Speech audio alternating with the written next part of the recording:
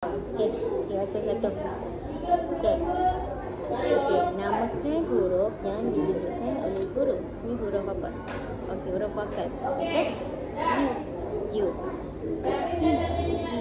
O. I. A. Okey, bagus. Bagus. Okey, huruf konsonan pula. Ada apa? K. K. S. S. T. U. K.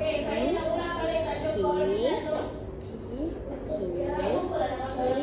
Ni, kalau ni? S. U. Sekejap. Okey, naik atas. Jadi ni apa? U. U. Ni? U. Ini? Ini G. G. G. Okey, G huruf dia macam ni. G. Okey, sekejap. G dia bulat, lepas tu dia tarik. G. G. Okey, boleh? Okey, kita baca lagi semula. Ni? K. Okey. S. G. U. Ni? U. Ini? M. Ini? M. M.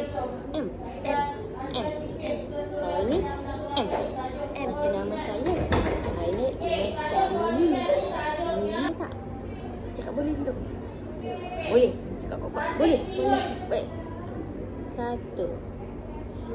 U. Okey, bagus.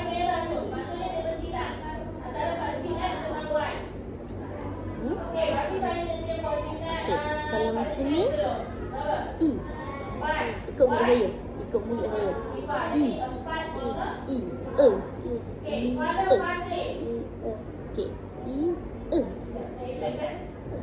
U. U. U. O. O. Okey, kalau U macam mana? Mulut dia macam muncul macam tu. Kalau O, besar sikit. O. Okey, ni.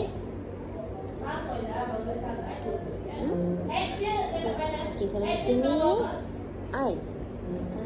I.